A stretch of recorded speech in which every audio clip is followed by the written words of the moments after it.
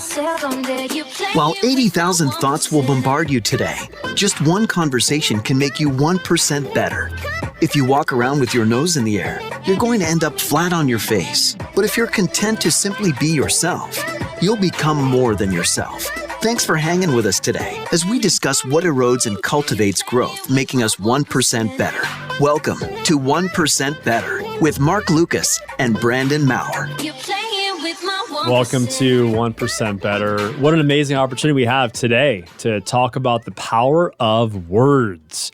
I don't know if you're like me, but there was this really stupid song when I was growing up, and it went like this.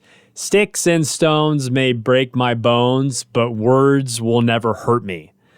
That is the dumbest song that has maybe ever been recorded for children on the playground, because at the end of the day, Brandon, here's where we're going today.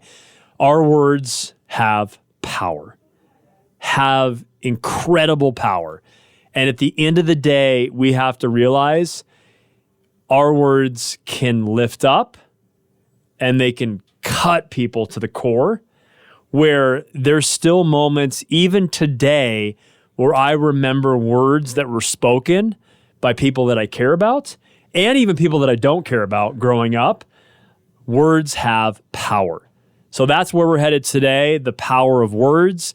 Things like sarcasm, slander, gossip, grumbling. Those are some of the categories that we're going to kind of jump into. So Brandon, I'm excited. Let's jump into this. Yeah. I'll hit the point that you just said. Words have power. How do you know? Well, here's an personal experience real quick. When I was younger, there was a good friend of mine who is still a friend of mine, but he was like a really, really close friend. I was like probably 10, 11, 12, 13 years old, around there, 14. And I would be at his house a lot. And we would hang out very often. We had very common interest in music and sports and God. I looked up to his dad a lot. His dad wrote songs. His dad recorded music. He had a whole mini home studio in his bedroom. And that was something as a 12, 13, 14-year-old, I really wanted to aspire to be like. He did film with video and music videos, and that was his thing. And so a lot of the time when I would go to my friend's house, when my friend would probably play video games, and I wasn't super into video games, I play a little bit, but while he's doing that, the good friend I would then go hang with his dad, because his dad would be in the studio playing piano, or I would literally pull up a chair at his desk, and he kind of literally take me under his wing and show me how to edit a video. Or it was awesome. I just grew so much in those years, those multiple years as a preteen, teenager, of music and video from my friend's dad. Very, very, very grateful for that relationship that I had. Don't really know the dad anymore. I know my friend, but kind of lost connection with the dad, excuse me. I say that point because words have power. And although I'm so grateful for those years that I had with my friend's dad and being really mentored by him in music and film and editing, he spoke a lot of negativity over me as well. It didn't just come with positive encouragement, positive support. He supported me in the sense of wanting to teach me, and this isn't me bashing him, or I just admitted I'm grateful for him and what the years I had under him. But there's a vice versa to that, of the other side, which is, there was constant criticism and constant just negativity spoken, like, hey, Brandon, this is all great, but I don't have time to help you. Like if we weren't working together on the desk, what I would email him or call him and be like, hey, I have this song idea. Can you help me? And he would respond with sometimes, I don't have time for you. And it's like, oh, it kind of gave me this mixed signal of, but you've given me time when I'm working with you on your stuff, teaching me, and then I have something that I would like help with of my own creation because you've inspired me to create it, and it's like, I don't have time for you. One time he was like, it's just a hobby, you're never going to go anywhere. And it was like, oh my gosh. And so I feel like this is a line that I've heard from a leader. It was another podcast. He said, constant criticism creates constant insecurity. And so I say that not to bash my friend's dad, because I'm grateful for him. And now I'm good. However, for years, I'm 25. That was when I was like 10, 11, 12, 13, around there. So for years, and so to this day, I'm good with him, but I'm like still struggling and working through insecurity from those words that were spoken over me. I'm not even kidding. Like I was a worship leader for many years, and he would critique my singing a ton. And granted, I wasn't good back then. Some would argue I'm not good now. But I'm insecure on a microphone so to this day, and it's my number one passion because of words. Not because of a bad, embarrassing moment on stage, though we've had some. It was the words that have stuck with me. And so again, this isn't therapy for me trying to get it out, and I'm just giving you an example. I love that guy. But what he maybe didn't realize is there were some moldable words that have still, at 25 years old today, has stuck with me. I think from there, I couldn't agree more. And I think it's important for us as we navigate this conversation today to be able to realize the power of the words that we speak. And also, I think there's a portion of this.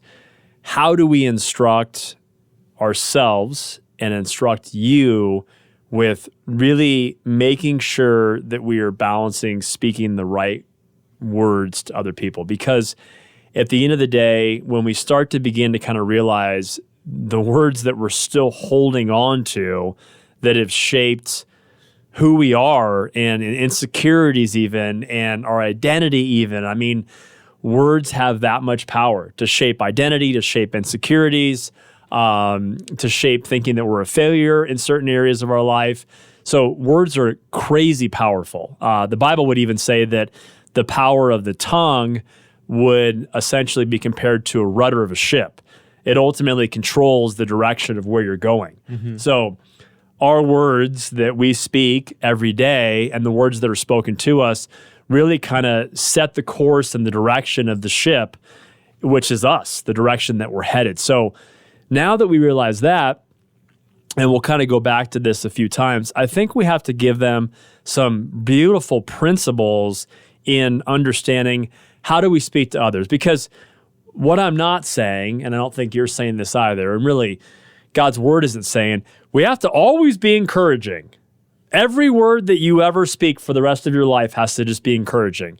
You are not encouraging right now, husband, wife, friend, coworker. Like, that's crazy unrealistic. But I think we have to understand, how do we speak to others? And what does that look like? So one of the principles that really I model, and in Brandon as well, we model as best we can our lives off of Jesus. Jesus does this really, really well, is when Jesus spoke, he would love with his words. So he was loving with his words, and he was also leading others with his words. So there was a balance of loving and leading.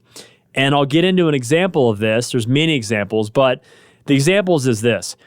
Jesus, for the most part, when you study his life, and if you haven't, I'd encourage you to just begin to kind of jump into the Gospels, which are Matthew, Mark, Luke, and John, the biographies of Jesus, and just start to kind of process a little bit of the life of Jesus. The Chosen, which is a great series, really kind of walks through the story of Jesus. But Jesus almost always started with love and encouragement. And even as the people that were closest to Jesus, his disciples that would write the New Testament after Matthew, Mark, Luke, and John, all the disciples would write the New Testament, which is the back part of the Bible. They would also start their letters out with encouragement. So there's this process of starting out with love. Then once we've gone to a place of finding, we just talked about it last show, gratitude, finding encouragement, I think we can always find at least one thing to encourage somebody in. Absolutely. Like finding one thing that we're just thankful for, or we can just kind of acknowledge, this is something you do well, this is something that you're grateful for in that person. And then when there is a place for this, which normally there is to a degree, getting more to kind of the meat or the leading part of the conversation. So it's love first, lead second, but always do both. Absolutely. And I think you have to kind of find that balance when we understand the power of words. So when it comes to like the top part of the show, we talked about sarcasm, slander, gossip, grumbling. Those are all unhealthy words. Those are all words that are really neither loving and they're really not leading. If they're leading somebody somewhere, they're leading them to a place like you just described with your friend's dad of really negative, deep-seated consequences of actually impacting you in seeing yourself not in the proper light of the way God sees your gifts and the way he's gifted you. So they have these really compounded, weighted negative consequences to them. So are we balancing out our words with loving and leading? And if not, then we're probably substituting in words of sarcasm or slander or gossip or grumbling. So let's just take actually some of the negative ones. And let's just kind of spend a little bit of time, you and I right now, Brandon, back and forth in that. So I'll start with sarcasm. Sarcasm, not just guys, but I'm going to say guys are so prone to be sarcastic. And I've even heard guys say like, sarcasm's my love language, bro. Like when I'm sarcastic with you, we're bros. Yeah, we're like, comfortable. We're comfortable. We're now bros if I'm sarcastic. And I get it to a degree. To a degree, I get it. But at the end of the day, if you're only sarcastic with your bros, if you're only sarcastic with people that you have friendships with and relationships with, and that's really the only lane that you swim in, if you really think about it, are you really lifting that person up in any way? Are you really making healthy deposits with your words into that person? The answer really, if we're honest with ourselves, because I'm sarcastic as well, and we're sarcastic, even you and I, the answer is really no. And I think when we hit these four, sarcasm, slander, gossip, and grumbling, we have to really ask ourselves, are we making positive deposits with our words, or are we making really negative withdrawals from the words that we're speaking? And I think it's just really lives on the real withdrawal, negative, than really making a positive deposit. Yeah, absolutely. I think a lot of us can relate to sarcasm. And again, don't hear us. We're not like banning sarcasm. It's like we're like you mentioned, we're sarcastic. Like it's fun to banter back and forth with friends. My brother's girlfriend, she met the entire family. They're pretty serious and they're thinking marriage, and so she came to Phoenix and met the entire family, and already she was bantering back and forth with her maybe soon to be siblings and stuff, and it was fun. Like it's so don't hear us, so you don't mishear what we say. Like, yeah, but I think the point Mark is trying to drive home, and maybe I don't even have to say this, but just to say it so it's on record. Yeah, we're not banning sarcasm, but it's the whole thing about let's not let the only thing that comes out of our mouths 24/7. Maybe you know that friend who does that, because we just don't know how beneficial that is. Just so it's on record, but I'm sure you understood what Mark was saying, because he's so well at making things clear and precise. The next thing we'll hit is slander, right? So I feel like maybe, and I'm not, this isn't woe is me of what happened when I was 10, but because I brought up that story, I think there was some slandering going on with my friend's dad and me, and maybe it was unintentional. I would like to think it was, because there was no reason for it not to be. Not to be intentional, but there's slander and the fact that I think where slander could maybe possibly strongly come from is maybe someone's personal insecurity.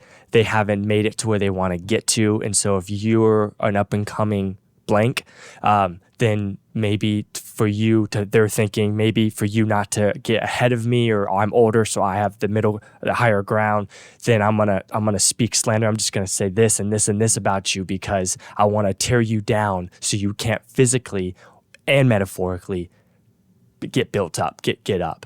I think a great leader, this goes with leadership tips, like I think a great leader builds others up and wants them to succeed and be successful, and maybe replace you, than you just trying to stay on the high ground every time. And I think slander causes you to stay on the high ground if you're constantly just slandering people.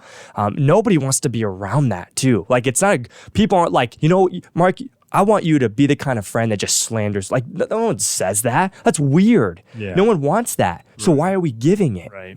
So. Well, I think, and I think one of the big differences when I did a quick little search, even just preparing for this conversation today, is that slander actually changes people's perception of that person. So their reputation is being changed based on the dialogue and the conversation that you're having in this moment of slandering that person.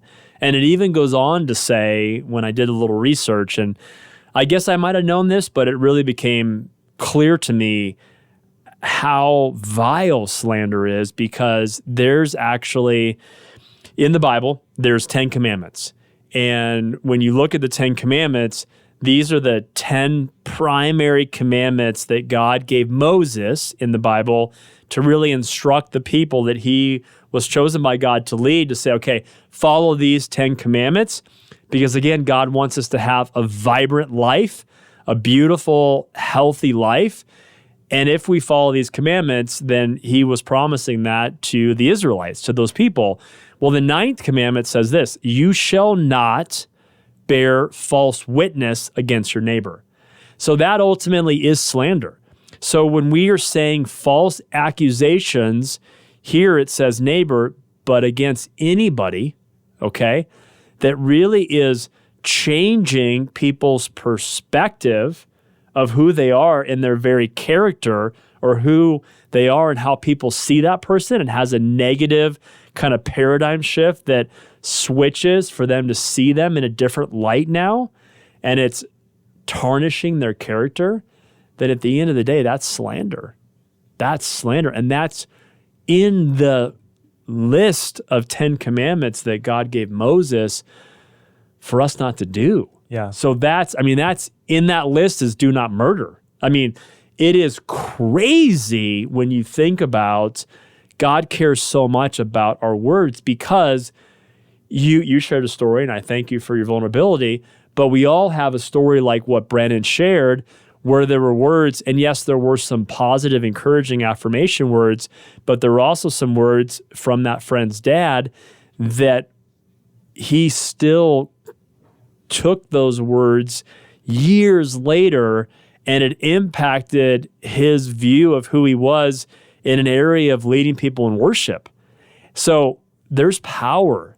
God is saying we've got to be really, really careful the power of our words, and be very cautious and very aware when we're hearing words of slander that's impacting how people are viewing that person that you're talking about, when we're hearing them, and obviously also when we're speaking them.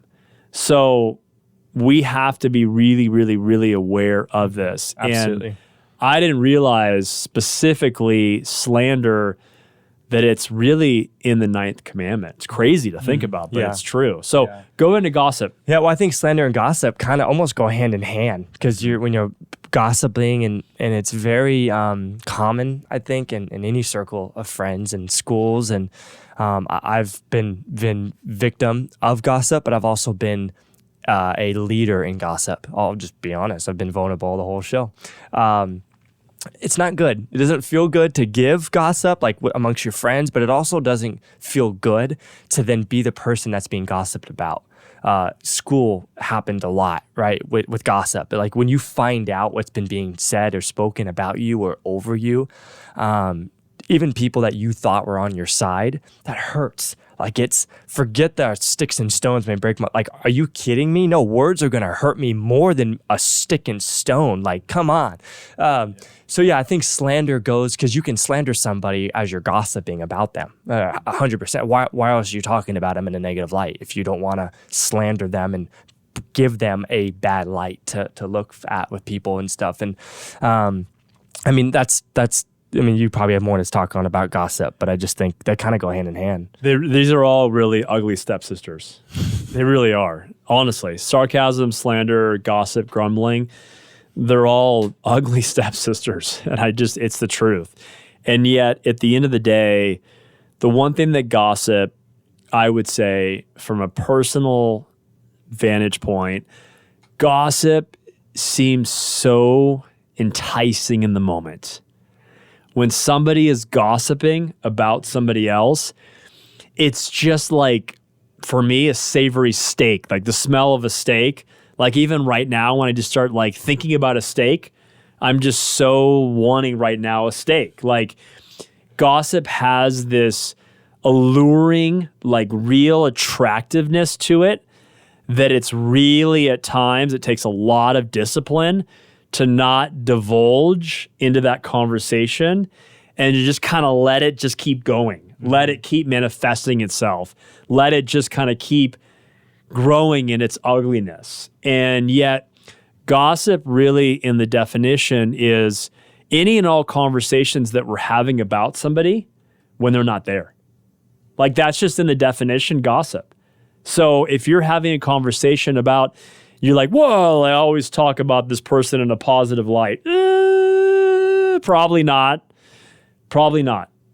Because for the most part, and I'm going to throw myself under the bus here too, but for the most part, when I'm having dialogue, let's say you and I are talking about somebody else that's not you and I, most of the time, if I'm honest with myself, most of the time, we're gossiping. And we're gossiping in a way that's actually sharing things that aren't positive about that person. So we just have to really be aware that any and all conversations that we're having about somebody and they're not there, it's gossip. I mean, in its purest form and definition, it's gossip.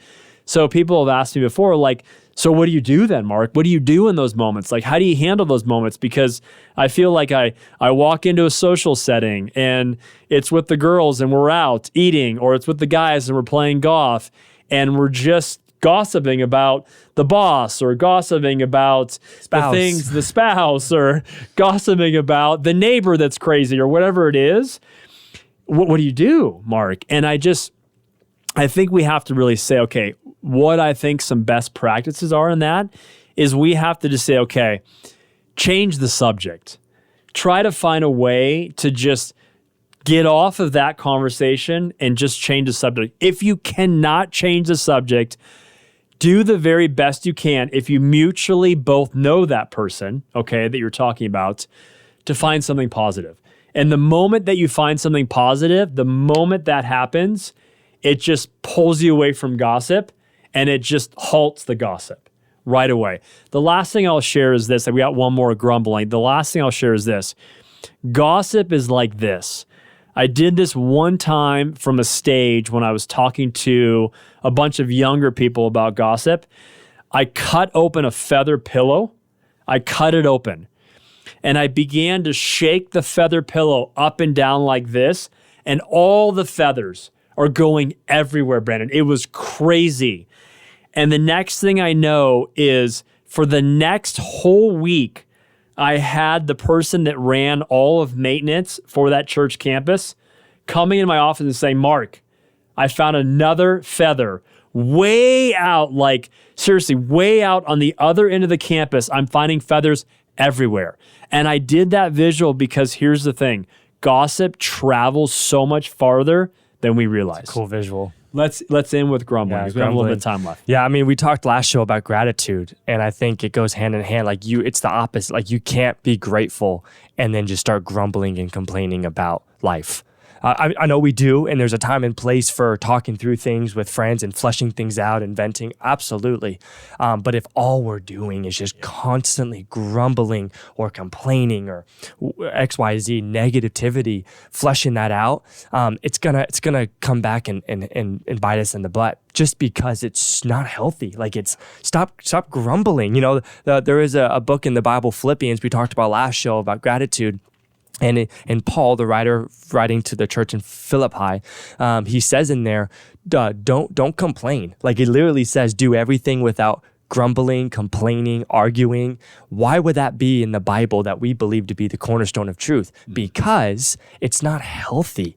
no one wants to be around a complainer, a grumbler, somebody that just is negative all the time, right? So I think this has to resonate with you, audience, because you don't want to be that guy and we don't want to be that guy. So let's not be that guy. Like, it's simple, right? But it's at the same time not simple, because in the moment, like you said, it's enticing.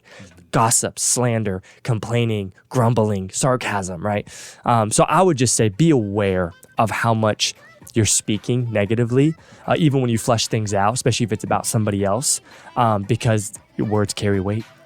It's so good. And I think I'll close by saying, when we are and we ask for more awareness, help me be more aware in the way of sarcasm, slander, gossip, and grumbling, because I want those kind of ugly monsters that to some degree live within all of us. I want to decrease feeding those ugly monsters. When we do that, I promise you, we will experience growth and get 1% better. Have an amazing day or night. We'll talk to you real soon. Take care. You're playing with my 1%.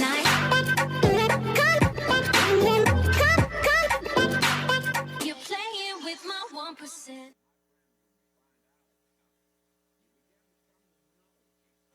I've ever done 4. I think maybe once I've done 4 shows.